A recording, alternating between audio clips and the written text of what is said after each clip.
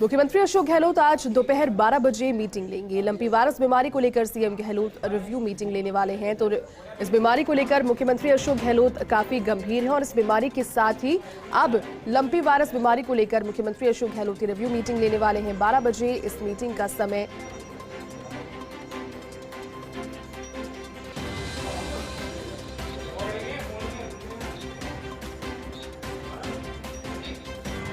तो मुख्यमंत्री अशोक गहलोत दोपहर 12 बजे मीटिंग लेने वाले हैं। लंपी वायरस बीमारी को लेकर सीएम गहलोत इस रिव्यू मीटिंग को लेंगे और इस मीटिंग में कई महत्वपूर्ण बातें भी हो सकती हैं, क्योंकि इस बीमारी की वजह से राजस्थान के पशुपालक परेशान हैं।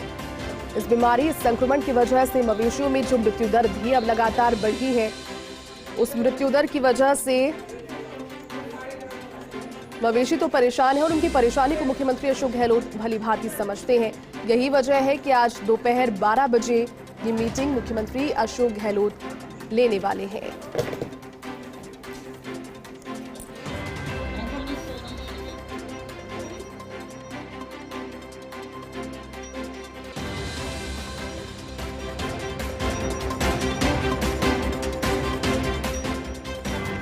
वैक्सीनेशन की गति को बढ़ाने पर भी जोर दिया जाएगा, जिसकी वजह से जो मवेशी अब तक इस बीमारी से संक्रमित नहीं है उनमें ये संक्रमण फैले भी ना, और जो इससे ऑलरेडी संक्रमित हो चुके हैं वो अब ठीक से इससे उबर पाएं। और एक दिक्कत ये भी सामने आई है कि जो बीमारी की वजह से गाय इससे अगर पॉजिटिव हुई है इस बीमारी से और संक्रमित हुई है, उसके बाद उनकी जो दूध देने की क्षमता है वो भी काफी घट जाती है। और ये पशुपालकों के लिए एक महत्वपूर्ण जानकारी इसमें रहेगी कि किस तरह से उस क्षमता को, उनकी इम्यूनिटी को विकसित किया जाए। ये तमाम रिव्यू बैठक के मुद्दे रहेंगे। पूरी जानकारी लेंगे वरिष्ठ सहयोगी नरेश शर्मा से। नरेश जी, मुख्यमंत्री अशोक गहलोत लंपी वायरस बीमारी को लेकर के काफी सीरियस है, गंभीर है, क्योंकि जानते हैं कि राजस्थान का एक बड़ा तबका है जो कि मवेशियों के पशुपालन के द्वारा या फिर दुग्ध उत्पादन के द्वारा अपनी जीवन यापन करता है। इसको लेकर के आज रिव्यू मीटिंग है, क्या पूरी जानकारी इस पर?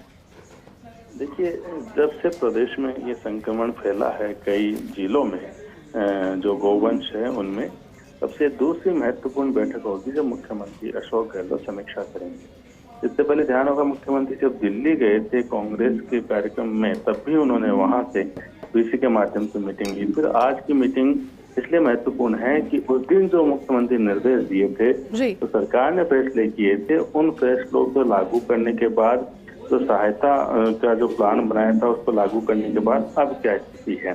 हालांकि इस स्थिति से निपटने के लिए और मुख्यमंत्री करीब 500 अस्थायी नियुक्ति देने का फैसला किया है, खासकर जो संक्रमण वाले जिले हैं, तो वहाँ पे किस तरह से गौवंश को बचाया जा सके और खासकर जो औषधि है उनको पहुंचाना और साथ में किसानों को, जो पशुपालक है उनको मदद देना, ये तमाम चीजें हैं जिनको लेकर आज चर्चा की जाएगी। विभाग के अधिकारी, विभाग के मंत्री तो शामिल रहेंगे, साथ में पूरा रिपोर्ट कार्ड रखा जाएगा कि अभी संक्रमण की स्थिति क्या है, खासकर जो जहाँ संक्रमण ज्यादा फैल रहा है जिन जिलों में, तो सीमावर्ती जिले हैं उनमें जहाँ संक्रमण ज्यादा है, तो गौवंश को भी नुकसान हुआ है, किसानों को भी नुकसान हुआ है, पशुपालकों को भी नुकसान हुआ है।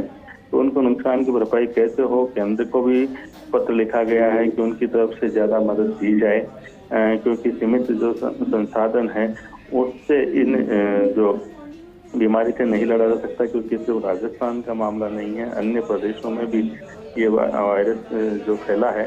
तो अगर खासकर राजस्थान की बात करें, जहाँ एक पशुपालक जो है वो बड़ी संख्या में है और उनका जो जीवन है वो भी इन्हीं पर निर्भर है, तो ऐसे में इनको कैसे बचाया जा सके और साथ में संक्रमण को कैसे रोका जाए और जहाँ स्थितियाँ खराब है वहाँ और क्या एक्शन प्लान तय करना है, इन तमाम मुद्दों को लेकर आज की बैठक में चर्चा की जाए।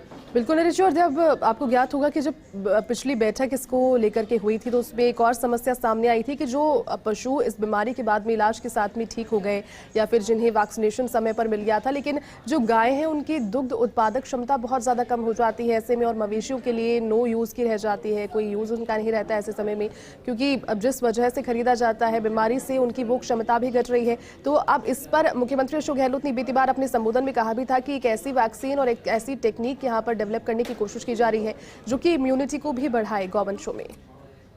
देखिए इस बारे में प्रयास हुए हैं और दावा भी किया गया है कि देसी वैक्सीन है वो इजाद हुई है और कई जो और भी वैक्सीन पे काम चल रहा है, क्योंकि ये देखिए बड़ी समस्या है। जैसे मैंने कहा कि पशुपालक जो है बड़ी समस्या से जो है सामना कर रहे हैं। एक तरफ तो जो गोवंश के जो पशु है उनकी मृत्यु हो रही है, संक्रमण फैल रहा है, तो ऐसे में जो उनका अगर दूध उनसे मिलता भी है तो भी लोग उसका उपयोग नहीं कर रहे हैं। और साथ में जो दुग्ध उत्पादक क्षमता है वो भी अब कम हुई है, ये बात भी सही है। तो ऐसे में जो दोहरी मार पड़ रही है उससे भी किस तरह से उसको निजात पाया जा सके, उनको कैसे संभल दिया जा सकता है, उनको कैसे मदद किया जा सकता है। और साथ में जो ये दुग्ध उत्पादक क्षमता कमजोर होने की बात आई है उसको किस तरह से कैसे बूस्ट किया जाए, किस तरह की औषधियां है उनको उपयोग किया जा सकता है। वैज्ञानिक भी इस बारे में लगे हुए हैं और खासकर राजस्थान में भी इस बारे में प्रयास हो रहे हैं।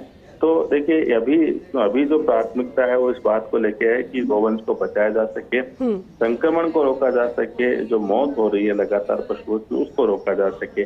उसके बाद में जो है वो इस बात पे भी पूरा फोकस रहेगा कि अब जो संक्रमण से भले ही जो पशु है वो बच गए हो, संक्रमण कम हुआ हो, तो उनकी जो रोग प्रतिरोधक क्षमता है उसको कैसे फिर से विकसित किया जा सके और जो दुग्ध उत्पादन की उनकी जो क्षमता है उसको फिर से पुनः उसी तरह से कैसे लाया जा सकता है। इन तमाम मुद्दों को लेकर भी बिल्कुल चर्चा की जाएगी। बिल्कुल। चलिए नरेश जी, बहुत बहुत शुक्रिया तमाम जानकारी के लिए, साथ जुड़ने के लिए। तो मुख्यमंत्री अशोक गहलोत आज इस रिव्यू मीटिंग में ये तमाम सारी बातें और महत्वपूर्ण मुद्दे, क्योंकि प्रदेश का एक बड़ा तबका पशुपालन के जरिए अपनी आजीविका को कमाता है। अभी लंपी वायरस के फैलने की वजह से, लंपी डिजीज की वजह से एक बारगी के लिए पॉज उनकी आजीविका में आ गया है, क्योंकि गौवंश और जो भैंसें हैं वो इस बीमारी से लगातार पॉजिटिव जब हुई तो संक्रमण इस कदर फैला कि एक के बाद दूसरे पशु में और दूसरे के बाद तीसरे पशु में फैलता गया। रोकथाम किस तरह से की जानी चाहिए, वैक्सीनेशन की गति कैसे होनी चाहिए, क्या एक गौशालाओं में जाकर वैक्सीनेशन सभी गायों का होना चाहिए, जो ऑलरेडी संक्रमित हो गई है उनके लिए कौन सी वैक्सीन होगी, ये तमाम वो सारी बातें जो कि आज इस रिव्यू मीटिंग में मुख्यमंत्री अशोक गहलोत चर्चा करेंगे।